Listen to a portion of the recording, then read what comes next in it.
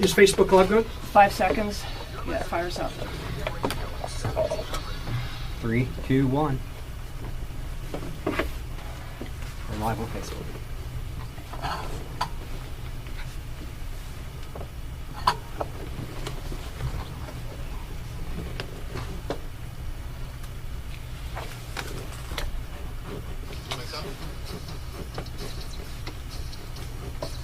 Good afternoon. Welcome to Biz Talk, Believing is Seeing Talk Radio, where we make courageous contagious. I'm Bob Ryan. I'm Montana Smith. And I'm Aaron Knott, and we've got a monumental show for you today, folks. Monumental. Monumental. One I'm very, very excited for. I've been trying to reach out to the gentleman sitting across from us for quite some time. He probably wasn't aware because I wasn't speaking directly with him, but I think we're all very excited for who's here and the topics we're going to. Yeah, actually, we're going to talk about brains today. Yes. But we need to get some, you know, the music on the games when you level up, the do-do-do-do-do, and then you level up. Yeah, I'm thinking like Who Wants to Be a Millionaire when you answer a question right, or no, when you're going in to answer a question. Yeah. So we're going to brain up today. That's a word we haven't used in a while. Yeah, we're going to brain up today. That was Montana's thought. We're going to brain up today. Tell all of our biz heads to brain up. The co-founder and CEO of Brain Corp is here, Dr. Eugene Izhikevich. Did I get that right or even close? Say it again for me. Eugene Izhikevich. Izhikevich. What did I say? I told you I take pride in screwing up names. Can we call you Eugene? Call me Eugene. Does anybody call you Dr. E? Just No, Eugene. So brains for robots. Yep. Who would have thunk? I mean, this is a conversation that we're having today that 20 years ago, was anybody having this conversation decades ago? I mean, this seems like it's relatively new. No. People dreamed about robots with brains for almost 100 years. But we're actually doing it now. Yep. Just only recently. Yeah, we're kind of there. So you have a background in academia. I want to get to what Brain Corp is doing today, but give us a little bit of background on who you are. Yep. I was born in Moscow, Russia. Came to US in 1993. Got my PhD here in math. And moved to San Diego in 2000 and joined the Neurosciences Institute, which was run by Nobel laureate Gerald Edelman. Edelman got his Nobel Prize in 1972, early on in his career, for explaining how the immune system worked. And then he spent the rest of his career trying to understand consciousness and human mind. I was the only mathematician in the institute, and I published a number of papers. I published 2 books. My second book now is used by every major university in the world to teach computational neuroscience. So first of all, I'm wondering what in the world possesses somebody to get a PhD in math to begin with. And I'm sure that there's got to be a reason. I can't know. I mean, that world of math is well beyond anything I run into on a daily basis.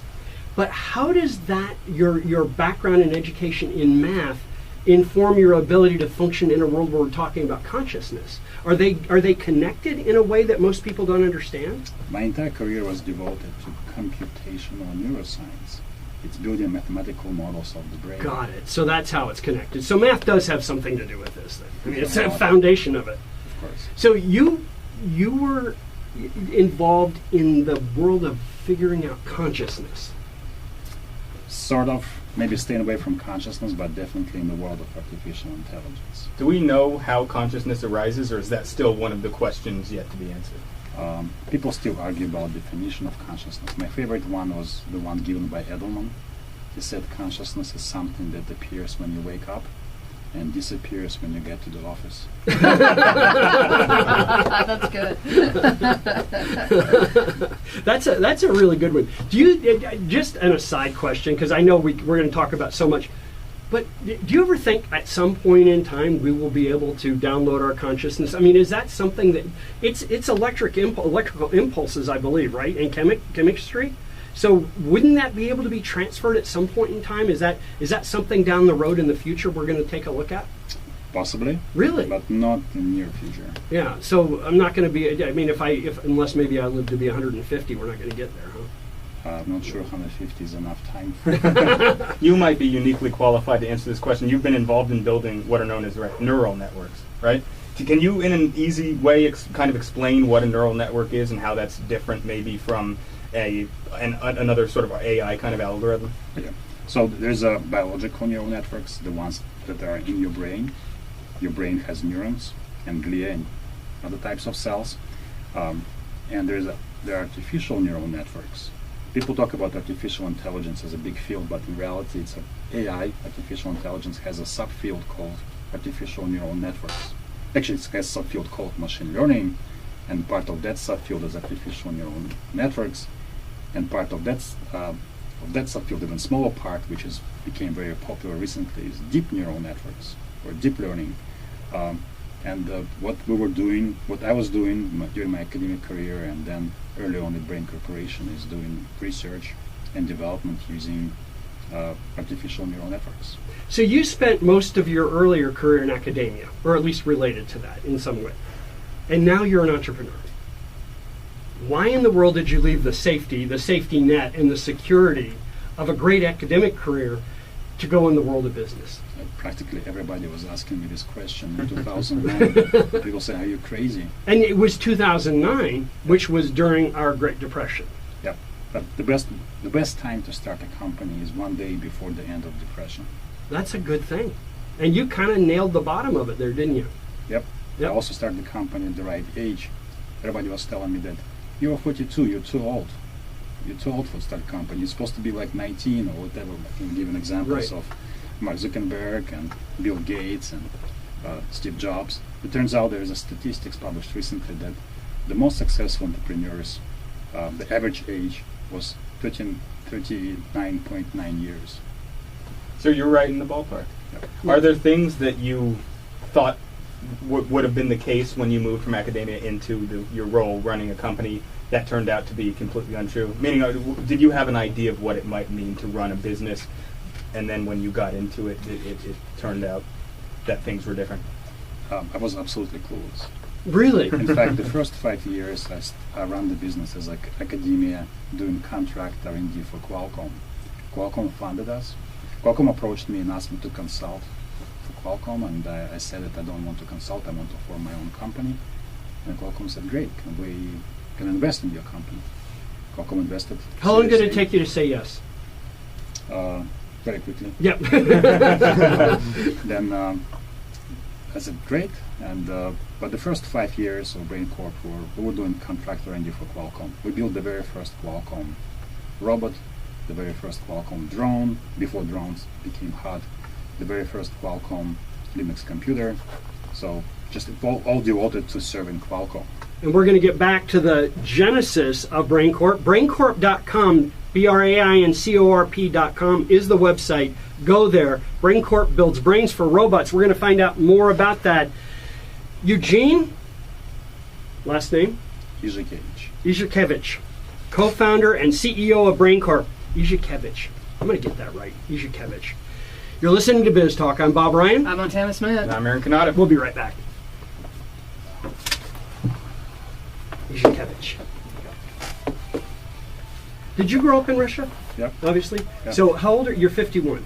So you missed a lot of the Cold War. No, I was.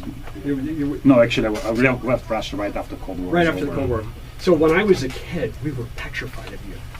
I grew up on the, and from what I understand, it was the same, right? Same. In fact, it's funny because I just mentioned Kai Pham. His wife is Russian. Yeah. So we spent wonderful New lady. Year's at their house. So we're at a house with Russians all around, and I'm thinking, I couldn't imagine this when I was a kid, right? Because Russia was going to wipe us off the face of the earth.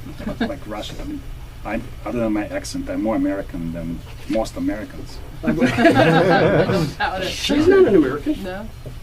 She's British and Canadian. Right. And as you know, Canadians are evil people now. I could be more American than you. It could be. Oh, I'm pretty American. We'd have to define what it means to be American. What the way we speak. I bleed red, white, and blue, my friend. This was fun. See how quick you find some time. It actually, Flies by. after you do it once, it's like, it's so much more pleasant. It's just the act of doing it, like jumping out of an airplane or.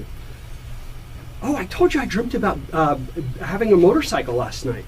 I was trying to get back from Mexico trying to on a motorcycle kill last himself. night in my dream. And there was jumps. You had to jump over the roads. So the roads went up and ended, and you had to do ramps. I think that's On a 760, a model 760. I don't know what that Were you playing Excite Bike on Nintendo or something? You really tried to kill yourself. Well, she's been bucked off for a horse twice in the last year, and I haven't been bucked off for years. That's how I broke my back. it's an addiction. Neck, yeah, Yeah. you're addicted to adrenaline. Adrenaline junkie. fell He off forgets a to ladder mention that. painting. The only reason I think Yeah. horses. I landed Yeah, on my yeah, I horse. know. He's got Oh. the yeah. I said you forgot to mention that guys, she's we're like coming back rehabbing in. horses. What's so- that? Said you forgot to mention. Mention what? 5 seconds.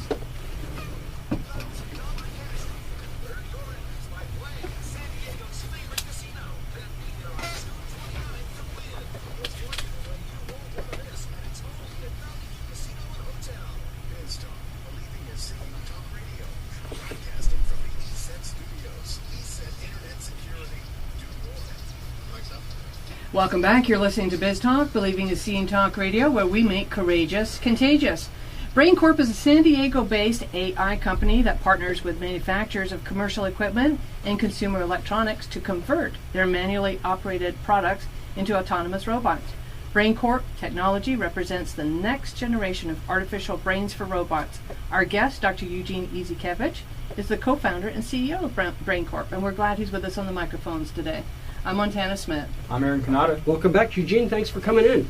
Thank you for having me. I consciously avoided your last name again. I do have it, but I'm just afraid it will screw up coming out. Just means hedgehog. in Does it Russian, really? Ukrainian, Polish. Yeah, Can but we call you hedgehogs. Dr. Hedgehog from No. No, You let's can. not do that. I would. Come Actually, on, I'm not guys. hedgehog. The only connection I have to hedgehogs is the cartoon. I don't think I've ever Sonic? seen. Huh? Sonic was the old Sega game, Sonic the Hedgehog. I have no idea what that is. A generation gap Yeah. yet once again.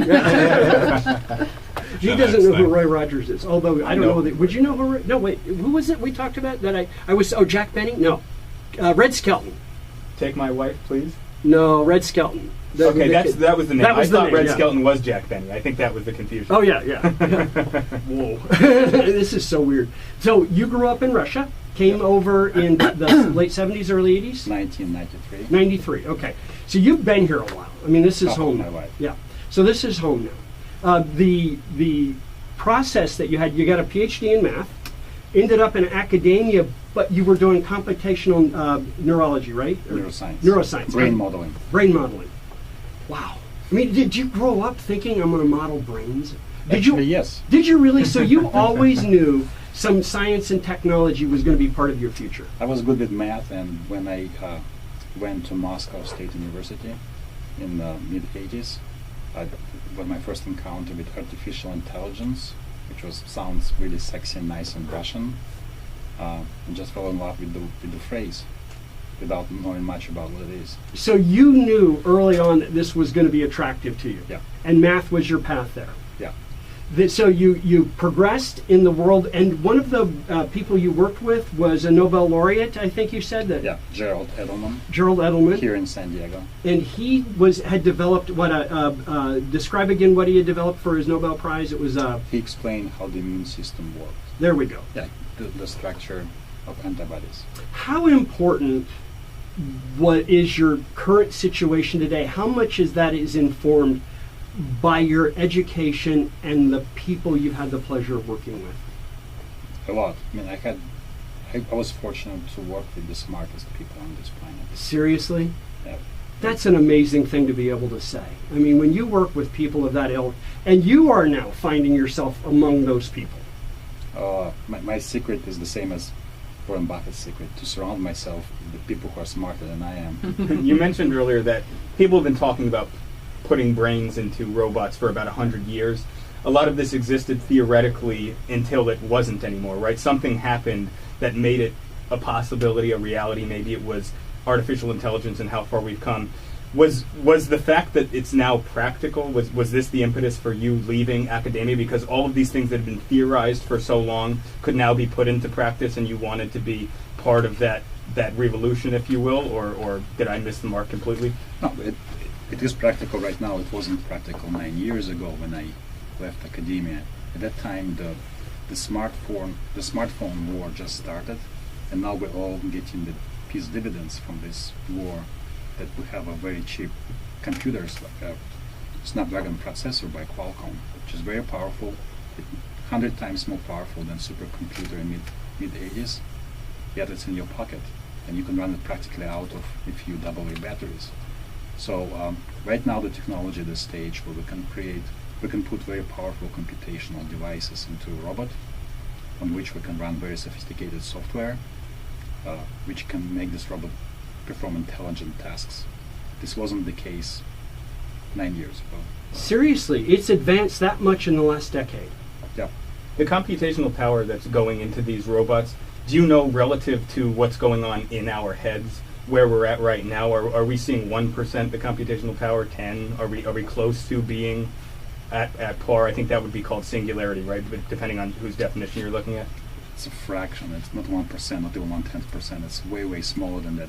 But you don't have to have human intelligence to perform certain tasks, right?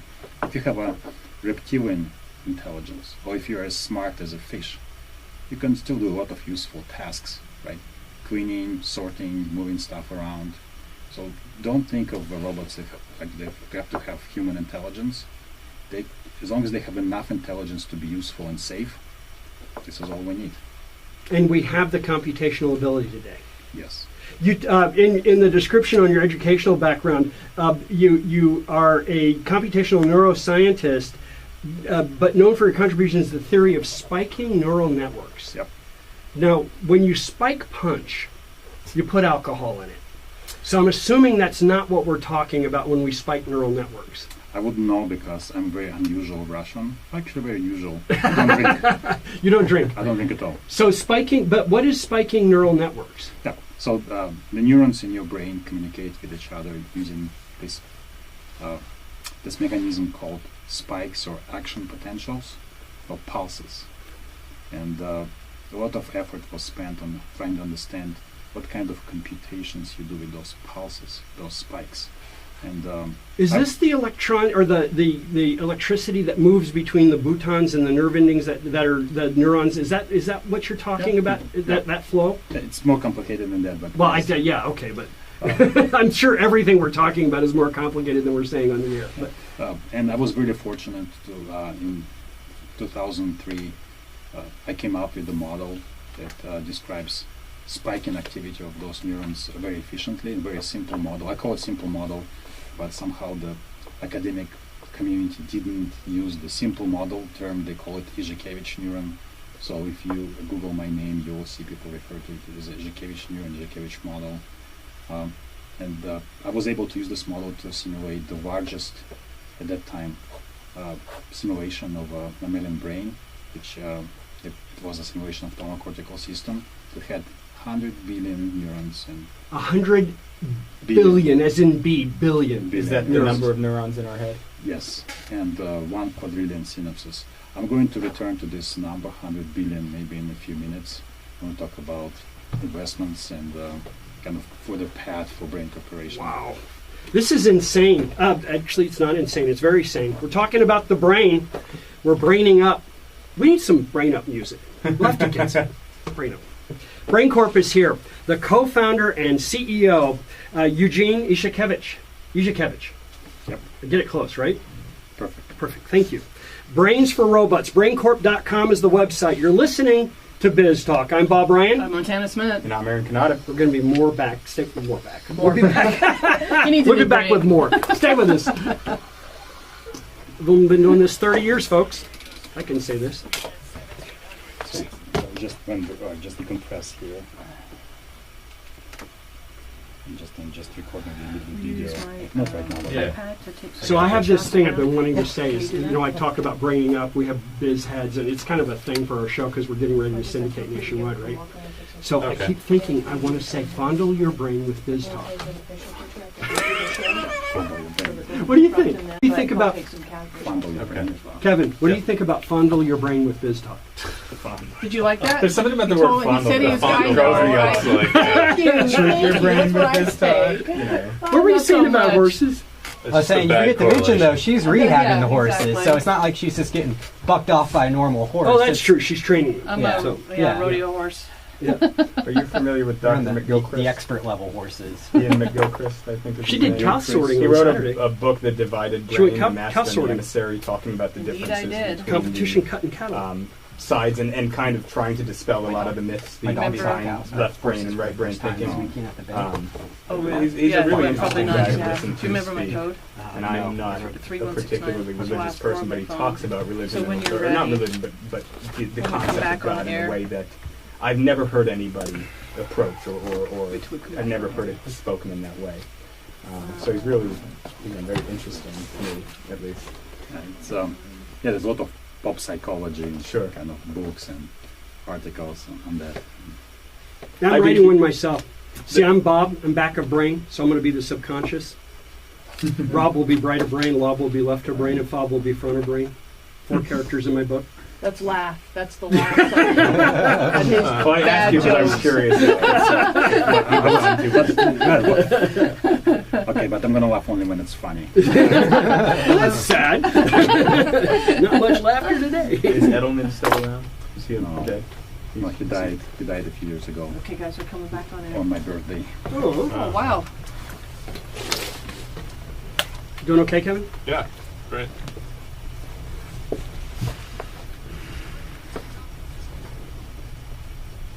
Get to know more at GOP.MX/Receiver. Secretary of Health. Want to podcast at Biz Talk Radio on ESPN 1700? Well, of course you do. Go to ESPN1700.com. Welcome back. You're listening to Biz Talk, Believing is Seeing Talk Radio, where we make courageous contagious. Dr. Eugene Izhikevich implemented the world's largest thalamocortical model simulating, now listen carefully, 100 billion neurons and 1 quadrillion synapses, which is actually the same number as the human brain. We're hearing his story today, and we're glad he's with us. I'm Montana Smith. I'm Aaron Canada. I'm Bob Ryan. You know, when we do these science, math, and technology shows, we get the syllable on the wrong emphasis a lot. Are you pointing out something I said? I right think or so. wrong? That was- He told me to laugh. Nice. I love it. Just the Russian last name, is it Russian? The Yep. Izhikevich? Yeah. Yeah. Polish, Russian. Polish Russian, yeah. Those are there's not enough vowels in them. I don't. Well, no, you do have vowels in yours, right? No, but it sounded with vowels. But I think it's a different way to. It's pronunciation. Yeah, That's all it is. yeah. I still don't understand the Cyrillic. Cyrillic. What did I say? Cyrillic. See, I can't even get that right. Cyrillic. the letters look odd to me. Okay, back to brains. Brain Corp. Brains for robots. BrainCorp.com is the website. I really want to say that tagline I came up with. Anyhow, we're going to talk about what? No, I know. We're going to talk about what's happening in the world of brains for robots today at Brain Corp. Yep. You've worked on some amazing things, and your theories are being at least studied and used now for, I think, on a pretty well-known basis in academia. You've got a lot of foothold in the science world. You actually were a company that was founded in conjunction with Qualcomm, correct? Qualcomm funded us. Qualcomm funded you. So more than $10, I bet, right? Keep the So I don't change. imagine with what you're doing, $10 would go very far. It was $1 million in 2009, then $10 million 4 years later, then $114 million 4 years later. You said initially. Wait, they wanted when's you- the Wait, next that's a 4 lot. years coming? Because if you progress that's a pretty good number coming up. Yeah. Yeah. You said initially they wanted you to consult for them. You said no, I want to run my own business. Were there any resources that were made available to you through and by Qualcomm, or was it just the monetary portion that they provided, and then you were responsible for building out a team and really creating what you were trying to set out to create? Oh, it's way more than just the money. Qualcomm gave us space. Qualcomm gave us projects, paid R&D, kind of paid us to perform contract R&D. So if the contract with Qualcomm that we had, even Qualcomm people, other people didn't believe this could happen. We were on Qualcomm campus. We were wearing Qualcomm badges. We had Qualcomm emails. We were working shoulder to shoulder to Qualcomm engineers to develop this new advanced technology, neuromorphic computers. Yet we were a separate company, and we owned all our intellectual property. Were you the only example of this happening within? Yes. Okay, because you made it sound like this was a very unique and different circumstance. We're the only example happened, and I still have to prove it's successful example. So Qualcomm will do more and more of such examples. And you ended up with some pretty high-level people as part of your board and advisory team. I mean, Harvey White's there, who's one of the founders in one of my very first interviews back in the early 90s, which I still remember with great delight. And then Steve Altman is there. And Matt Grob, former CTO of Qualcomm, on the board, and my co-founder, So- Alan Gruber. You have Alan Gruber is your co-founder. Yes. For some reason, I didn't know that. Huh. Anyway, you have a great group of people there, and you're talking about not just some of the smartest technology people in the world, but some of the smartest business people I in told the you, world. my strategy is surround myself with people who are smarter than I am. And you seem to have done that really well. So where are you at Brain Corp right now? You've been in academia your whole life with no real product to sell other than education and the publishing and so forth. Now you actually are in the world of product. Not the first 5 years. The first 5 years was still Academic. type- academic research for Qualcomm, but sort of academic research. It's only 3 years ago when I made another courageous decision or crazy decision. Courageous, crazy, kind of be the same thing Yeah. sometimes. We were on Qualcomm campus. We're not even paying for this, right? And I moved the company out of Qualcomm campus, just to our own building, and decided to build a product. And you did this because you really wanted to do something different, or you had a dream or a goal or a passion? Why would you do that? All of us have the same dream. All my employees and I have the same dream. We want to see robots everywhere. Robots in your home, robots in your office, doing landscaping and agriculture and farming, and basically taking care of And us. I want to come back to that, but just real quick, how different is the world of product versus academic research and contract work? Completely. Is it Completely really? different? In academic research, you try to understand something. In product, you try to build something. Of course, it's much easier to build if you understand, but sometimes you don't. And sometimes your customers have to understand what you've built. And I'm guessing the world you're living in is a world that's new to the consumer, at least for most of us. Is there a huge educational process that has to happen, at least for Americans, to accept robots everywhere we go? Yes, it is. It's in U.S. There's a big educational component, unlike other countries. And I said Americans Japan, it because I seems know like- other countries are much more advanced in Right. terms of. Yeah, in Japan, and people grow up on watching manga and cartoons where robots are there to help you. So it's not a demographic thing, they just don't have enough people. It's more that they socially already accepted it because of the sci-fi and the pop culture that exists in Japan. Yes. This is why our second investor was a Japanese company called SoftBank. They're huge. They're Right. huge. Right, and just to give you a comparison, this is going back to $100 billion number. The total number of VC money, venture capitalist money available for investment in the world is, I believe, $65 billion. All the money, if you add Silicon Valley, Europe, China, everything, $65 billion. SoftBank Vision Fund has $100 billion. Wow. Whoa, that's a fairly good sized fund then.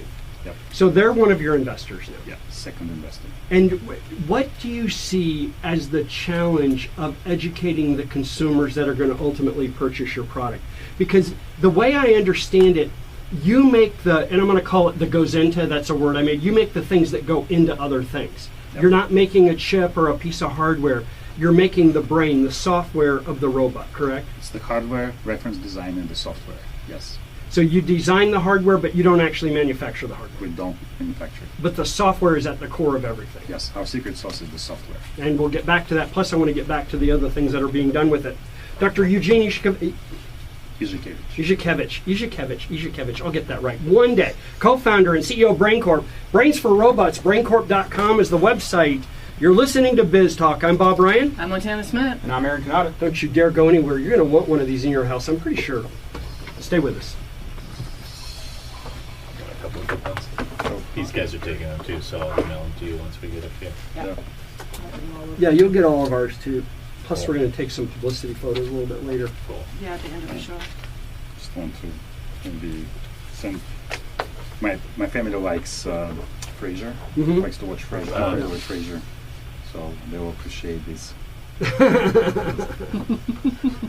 I like asking people what their what the last show they binged on was, and you find out about. You look at somebody in their one way, and you think, "Oh my God, this guy's he would like this," and then he comes up with something completely off the wall that you never imagined. You know.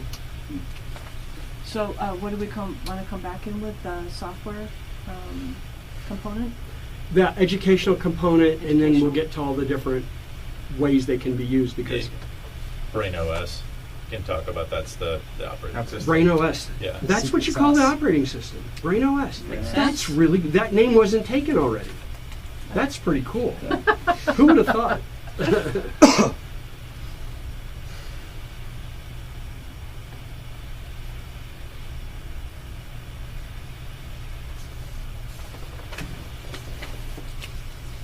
Is anybody watching from their family or are they listening? I don't know. I was married for 30 years and my ex-wife watched one time for 5 minutes. That was the end of it. I asked her the other day if she listened to the show we're doing. She goes, I didn't listen when we were married. Why would I listen now? You got a lot of employees watching. Oh, how fun. Good. Oh, you should give a shout out to your employees. Well, you already mentioned that you and your employees have the same... You guys can't be more Mindset. than, what, a mile down the road? Oh, if not that- even. You're right half across the mile? way over here, Yeah. right? You Yeah. can just walk. Yeah. Nice. Here. Walpole or Salt? Waples. Waples. Waples. Yeah. Qualcomm's just right across the street. Yeah. One So you building, got out of now there, it's but you two. stayed close. Yep. On purpose. And just it's because we want to use Qualcomm. Well, your technology. learning curve must be incredible. You know what I love You about this guys are time to coming be back alive? in. Usually when people got old in the past, they kind of just grooved along. We're not. We're learning constantly still. Yeah. I love that.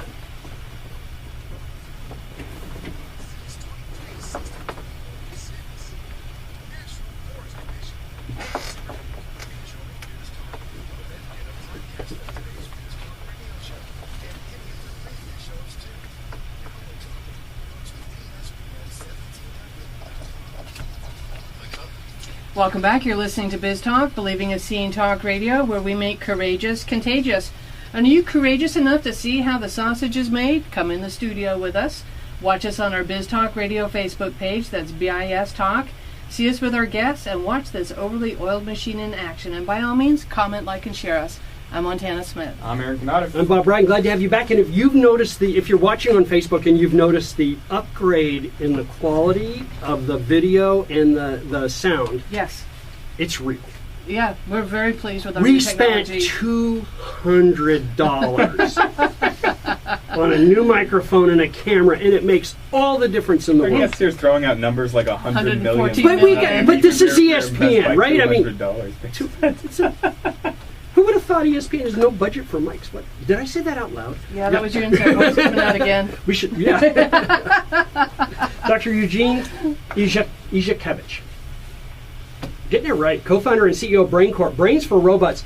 We're talking, Doctor, about the fact that you're writing software and the design of the hardware. As a co-founder with Qualcomm, you've got a company going that's got good investment dollars, good investors, and an actual product that's being developed. Do you have a product in the market? Are you beta testing yet, or are you still in the development stage? We have product in the market. So you have product actually out there now. You started off in what marketplace with your Brains for Robots? What did you put Brains in? Yeah. So we're focusing on commercial products at present, such that we don't have to worry about the cost of the hardware. Like consumer products. And it's I'm guessing important. the education for the commercial products would be much easier curve than education for consumers Yeah. in general, right? Yeah. So the commercial products you're working on? Yes, and we found an application where there's our goal is not to build robots ourselves. In fact, there's one thing I learned from Qualcomm is that if I want to build the world's biggest robotics company, I should stay away from robots. In the sense that, Seriously. not building them, not making them, not selling them, not kind of custom support, warranty, spare parts. Instead, so we thought, we spent quite some time thinking what kind of robots we want to build. And robots were promised to us by science fiction writers almost 100 years ago. And instead we got 140 characters. Right. That's funny. Actually, it's Peter Thiel who said that. But robots and flying cars. But what we quickly realized that all those robots of the future that was promised to us already exist today. They're made by thousands of manufacturers in US, sold to millions of customers in the form of manual equipment. The reason we don't treat those machines as robots because a lot of them require people to operate, to steer, to push, to pull. And we just realized, look, all we have to do is just to build a brain that we can put inside those manual machines. It's like the Intel inside, the Qualcomm inside that goes into the thing that Exactly. every manufacturer of every piece of hardware in the world needs. Exactly. That's So pretty You've smart. created an operating system then that can be attached to existing hardware. So most of the robots we would see that are being operated by your operating system, they would have a seat for a driver then, or something like that, like a handle. It's just a manual machine, right? All robots you see right now is just it's a manual machine with the brain attached, such that it could still be used in manual mode, or it could be used in autonomous self-driving mode.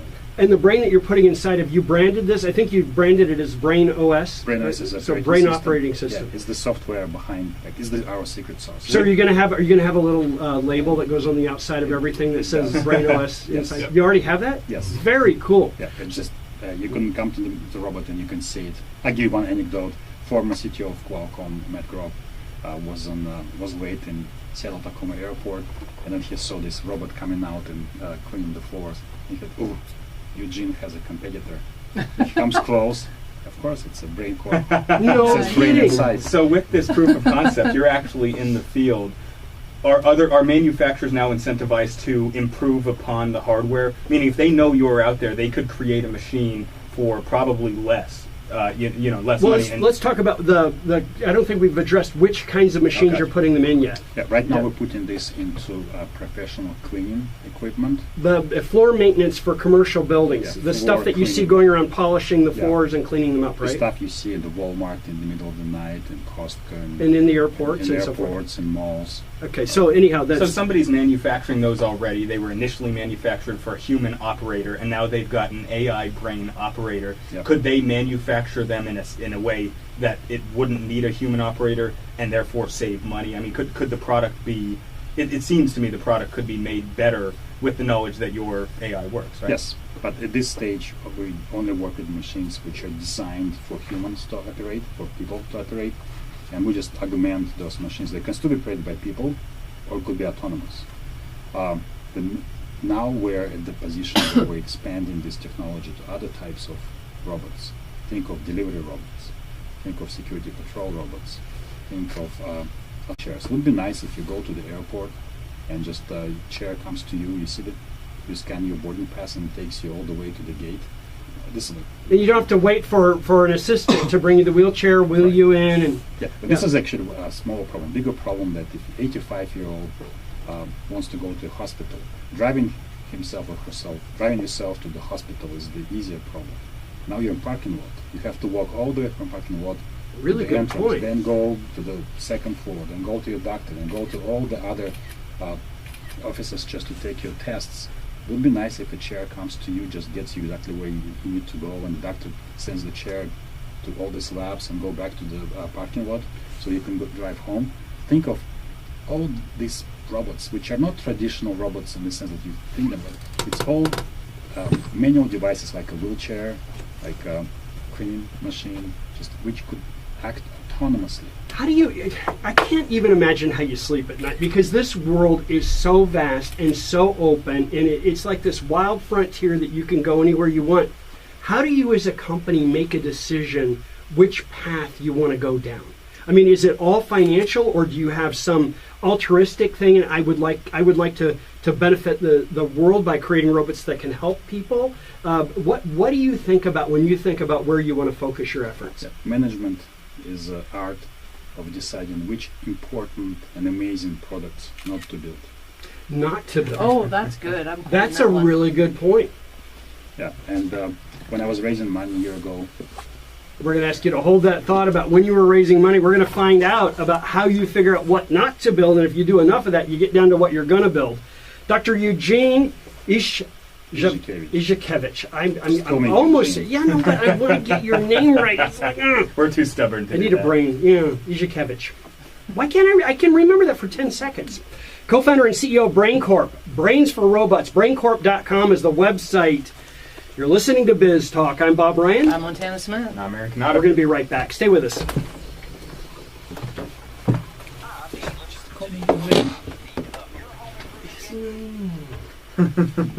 See, when I'm on air, I don't think. My mouth does it all.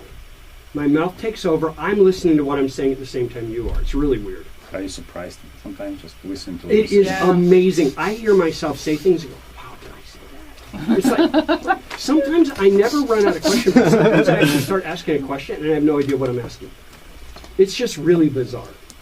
But Feel it's that way after about you my do life in general. what?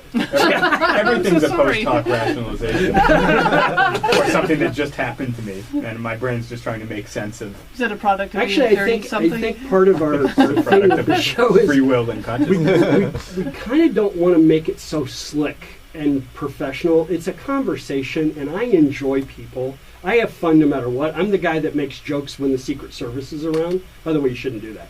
So I really like to have fun, and if I'm enjoying my conversation, I think everybody else should enjoy it too. I don't know if that's real or not, but Did you have a chance Just to don't look make at the jokes pictures at to make the sure you got some good ones? TSA, the airport. Thanks. I know. Well, I was at a thing, a reception for the president of Ghana years ago, and I found out that's when the Secret Service has absolutely zero sense of humor. Yeah. I thought some things were funny, they just That's a didn't. good one. Yeah, that's a really good I was one. pressing Yeah. the security and explaining to somebody that, like, what they're doing, checking this thing, Oh, like that's saying, like, wonderful. using all the keywords, like Thank the you. bomb, the Right, explosives. right. So they got turns to me, just said that if you don't want any problem, just walk Yeah, away. yeah, Yeah. yeah.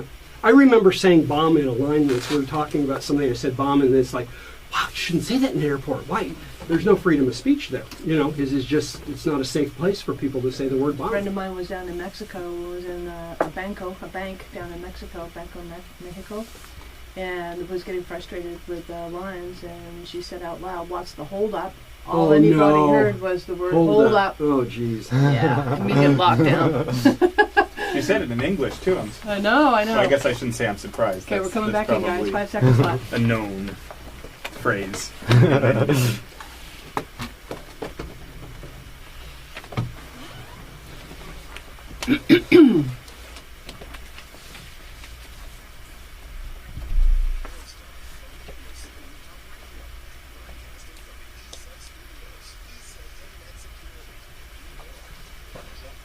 Welcome back. You're listening to Biz Talk, Believing is Seeing Talk Radio, where we make courageous contagious. Our guest, Dr. Eugene Izhikevich, is a computational neuroscientist known for contributions to the spiking neural networks. His company is Brain Corp and is the most recognizable robotic startup in the world. Yes, you heard that right. We're talking with him and hearing his story today. I'm Montana Smith. I'm Aaron Canada. I'm Bob Ryan. Eugene, thanks for coming in. I guess having an investor like Qualcomm is not a bad thing in this world that It's you're not in. the worst thing. No, it's probably a fairly good feather in the cap. We were It's an amazing thing. yeah, I would imagine.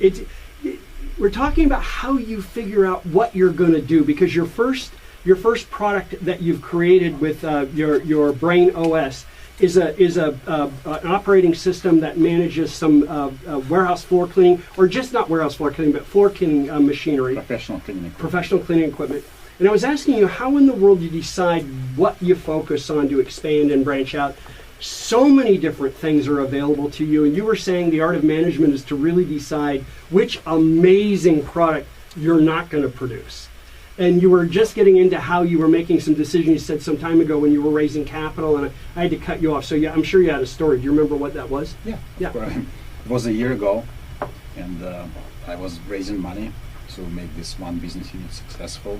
I was raising $10 to $15 million, and engineers from SoftBank Robotics found out about our technology. They had a conversation with Masayoshi-san, the CEO of SoftBank Group, and he invited me to visit Tokyo just to present what I have. So I flew there, and I was told that because you shouldn't ask for 10 to 15 million, ask for more. So I asked 15 to 20 in my slides.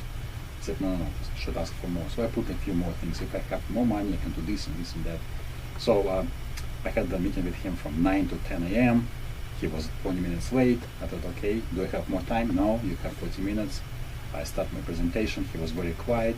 I described to him my vision, robots everywhere. That we're not building robots. We're partnering with other companies that know how to make equipment. We're only providing them the software because they don't have the expertise or the resources to develop this. That we're going to be the world's biggest robotics company, which is 100% software company. And I present him vision, I present him my existing product. He interrupted me after 20 minutes and said, okay, I got it. How much do you want? I wanted to show him a few more slides. He said, okay, skip the slides. How much do you want? So I had to skip all the way to the last slide. And then there's a number, 15 to 20 million. And plus maybe if I have more money. So he added up everything and he just made me an offer. It was so obscene. Like I choked. It's like being in front of the Shark Tank, except that you have extra 3 zeros to everything, or 6 zeros. And he immediately changed his offer to bigger one. I said, you have to. So he assumed your choking was you wanted more. I don't know what was in his mind, but just we have a very close, very short negotiation. Then I exited and I called immediately some of my board members and told them what happened. I said, Eugene, you said yes. I said, no, I didn't say anything. You're an idiot. Call right now and say yes. Get on the phone. Were you raised in wealth? I mean, did you grow up in wealth? These No. kinds of. So, what is it like when you get into a world where you're talking in this kind of money? I mean, this is like when you said obscene. This is like something most people can't even wrap their mind around. First of all, the numbers you're dealing with in neurons are massive, but the dollars are just huge. But it's not money to me. It's money to the company. And the more money you take, the more responsibility you have. So you feel the weight of the responsibility as well as the joy of what you're going to be able to do. Just think of taking venture capitalist money, like putting a gun to your head, pulling the trigger and trying to outrun the bullet. Oh, That's probably one of the best metaphors I've Never heard that one before. My corporate lawyer mentioned to me before I took my first. We're going to have to use that one again because that's brilliant. So you see this as a double-edged sword. I mean, you now have money to be able to implement a lot of your dreams and hopes and visions, but at the same time, that's a huge weight of responsibility. Yeah, but I have now more responsibility. I have less time. I see my family less.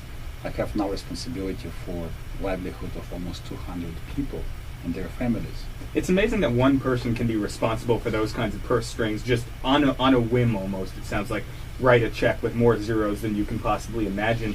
Do you have an idea or feeling as far as whether he was really investing in you as an individual or he saw what the business potential could be? And because really when you take on VCs, there's always the possibility that you could be the next thing gone from your own company, right? That's the bullet that you're outrunning is, am I going to be able to stay relevant and bring the sorts of returns and kind of, bring to the VCs what they want to see, right? So he invested in people. He invested in Jack Ma when nobody would take him seriously. Now this is the biggest company in the world, if you count not only Alibaba but Ant Financials and all the other kind of this huge company. He already knew about our business. He wanted to see me.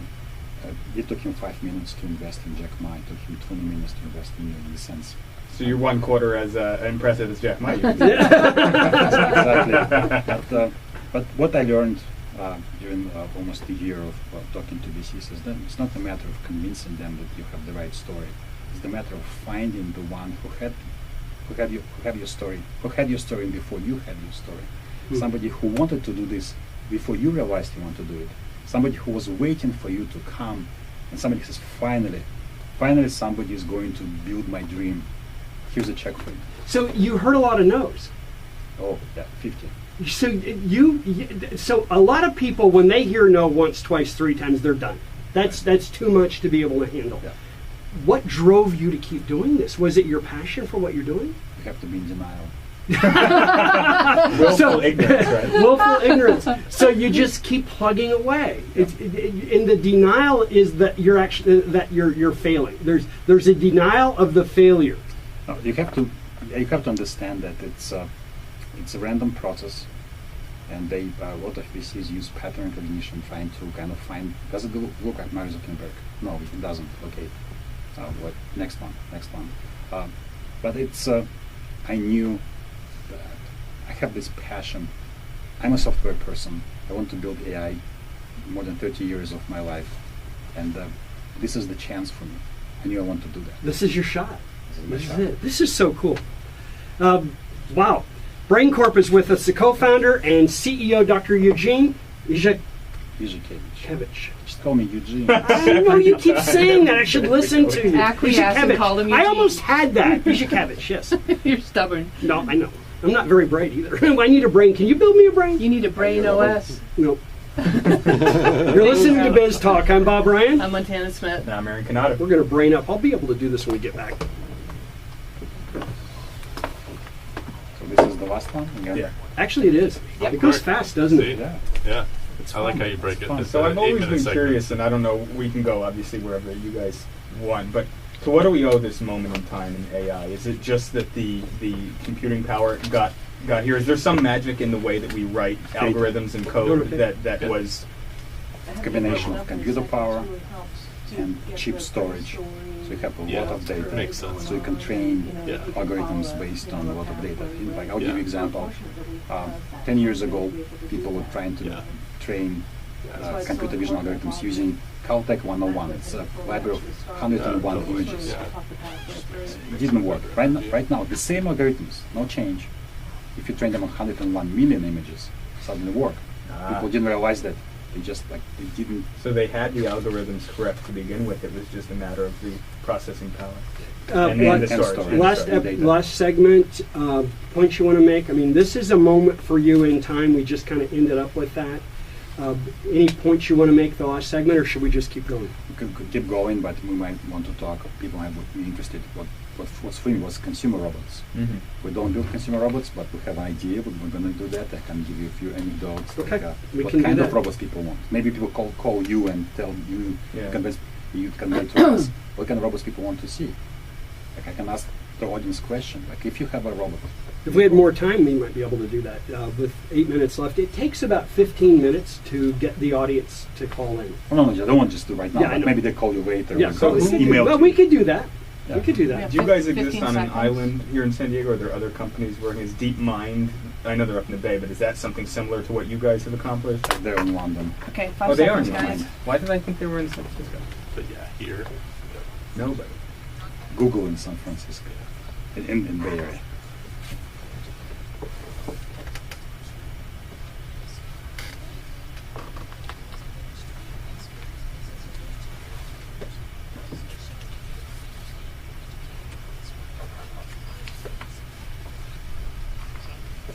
Welcome back. You're listening to Biz Talk, Believing is Seeing Talk Radio, where we make courageous contagious. We'd like to take this moment to thank our award-winning engineer, Jeff Bilodeau, our show music by Derek Audet, our intern, Sarah Andrew, and in studio with us is Suna and Dan. Thank you, ladies and gentlemen. We couldn't do it without you. I'm Montana Smith. I'm Aaron Canada. I'm Bob Ryan, and Dr. Eugene Izhikevich is with us. He is co-founder and CEO of Brain Corp, Brains for Robots, braincorp.com. And Doctor, we were talking over the break that the last segment we have, there's so many things to go what we could talk about. But I want to find out a little bit about the consumer robots. And you said, hey, if somebody out there has ideas, email us or contact us, and we'll pass them on to you. Exactly. So because I can think of all kinds of things you should do. Okay, Yeah. let's start. I think you should make a robot that Start with finds Bob. things for me. Oh, that would be absolutely fantastic. Because I can't find the piece of paper I had in my hand 10 minutes ago, even 10 seconds ago. Is there a robot that could do that? Not yet, but okay. So That's my favorite one.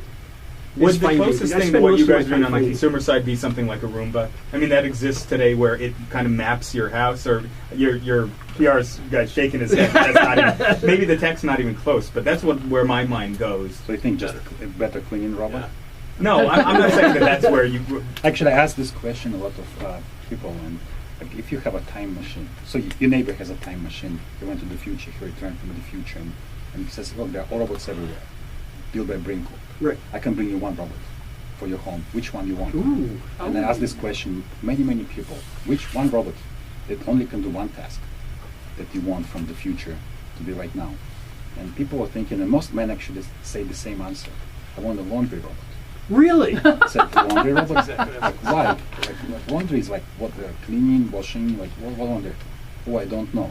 What do you mean you don't know? Because they don't do it. Yeah, I don't do it. Who's doing laundry? You, my wife.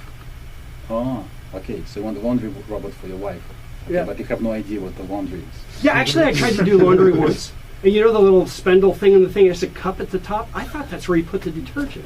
I mean, it makes sense. You open up the washing machine. Well, those don't exist now, you said, right? Right. So I've tried one time to do laundry. So let's flip that question around. If you could create one robot for the house, what do you think would be the most beneficial or best robot that we would want? Maybe we don't even know we want it, but we would just drool over it once it's there. Yeah, I can give you answers of other people who, like, if people want to have a robot that loads and unloads dishwasher. Dishwasher is a robot, right? Yeah. But you have to load it and unload it. Sometimes loading and unloading takes more time just than cleaning dishes manually. Right? So there's robots that clean your toilet, clean your bathroom. What about security? Yeah. A security drone robot that would guard the perimeter. So you see, there's so many ideas. Yeah. So right now our technology is too expensive for consumer robots, but we're working on costing it down. So soon we'll be in the consumer space. So this is actually very interesting. This is I'm curious to hear what your audience kind of maybe they email to you and tell you what kind of robots they want to see. By the way, the info is the email. The info is the email is info@biztalkproductions.com. Email us. We'd love to see it. Yeah. I'm curious, how important is making robots humanoid in order for people to adapt? Because I really feel like that's a interesting, yeah. big hurdle to get to. You mean making them look human? Right, because it's probably not the most efficient way to build any robot with any singular function, but in order for them to integrate, in order for the people to really accept them, is that something that you're seeing people want, is some sort of human face, emotions, things like that, or can we just leave that to the side? So Boston Dynamics, which is owned by SoftBank, is working on these humanoid robots, but also robots that look like animals. Those are really expensive robots. And in the future, yeah, there will be humanoid robots. But in foreseeable future, maybe the next 10, 15 years, my bet is that there will be multiple robots, but single task robots, which like very, very inexpensive robot doing only one thing, like one with the vacuum cleaner. Yeah. There will be a totally different robot doing something else. And then eventually, 15, 20 years later, they'll be more expensive, but kind of universal. Will they humanoid. speak to there's each other, like in the Internet of Things kind of way? They'll all be connected somehow, I Yeah. imagine. Is there, what would be an example of why would two separate robots doing two separate tasks need to communicate with each other? When they navigate, so they don't bump into each other. Even today, our robots talk to each other, not directly, but through the cloud service we call ROC, Robotic Operating Center. So they already communicate. You know, we're talking a lot in the world today about security and privacy. If you're making the brain that goes into millions and millions of robots around the world, right? You have the ability to gather data. I mean, and ZTE is struggling right now with its relationship in the United States. Other companies are. Is there a security issue in this industry because it's still so young? Have security policies and algorithms already been established for the industry, or you're still working on that? Yeah, we take security and safety very seriously. Some of our robots are big robots. So They're machinery, right? Yeah, exactly. So, and we're working, and we're fortunate to be in San Diego, where we have Qualcomm, we have Viasat, and a lot of employees from Viasat join us who know how to create secure communication. Yeah, that's that little tiny company that does the satellites, right? Yeah. Mark Dankberg was another one of my very first interviews. In fact, he was just on with Yep. us. Yeah. Yep. Love that company. Yeah. So we have the talent here in Yeah. San Diego to put the best people together to create a system which is safe and secure. Are we going to be the robot brain capital of the world here? Yes, And you're going to stay here in San Diego? I mean, this is home for you. yes, and not only through Brain Corp, but also through investments we're going to make in other companies which are going to build robots using our technology. I can't even imagine what it's like for you inside your brain at this point in time, because you're thinking of all these things. Do you have a favorite? I know you've talked about the fact that there's so much you can do, and everything is amazing. Do you have a favorite thing that you're looking at, an area that's interesting to you? Autonomous wheelchairs probably will be the most fun to experience. And that's simply because it's a technology that can actually have some incredible meaning. Yeah, quality of life, And definitely. this is technology that not just in the future. We already had this technology. We already have it. We already had it last year. So we already have everything that we need to build this product. What do you need to do that? A wheelchair manufacturer, or is it a robotics manufacturer that applies to wheelchair? A business case. Find a good business case for the initial product. Dr. Eugene Izhikevich, Just give it. I screwed it up on the Eugene. last one. I had it. Eugene. You got it right once. Progressively I give worse. you that. I did. Take us out, I'm warm. Bob. Take us out, Bob. Eugene, thank you so much. Appreciate you being here. You've been listening to Biz Talk, Believing is Seeing Talk Radio, where we make courageous contagious. I'm Bob Ryan. I'm Montana Smith. American Idol. Go do something good today. Take that mad leap, folks. Bye-bye. That was great, Bob. This was fun. Oh, Way more fun than I thought. That's what It is, I That's the think. response we tend to He get. was nervous in the beginning. Oh, yeah, but Say you were- goodbye to you- Facebook. You guys Well, see, I Okay, try to we're screw gonna up say enough good- that it makes you look good. Say goodbye to Facebook. Facebook. Bye, Facebook. Bye, Facebook. Oh, was it Facebook? Oh, Facebook Live. I'm not going to say this.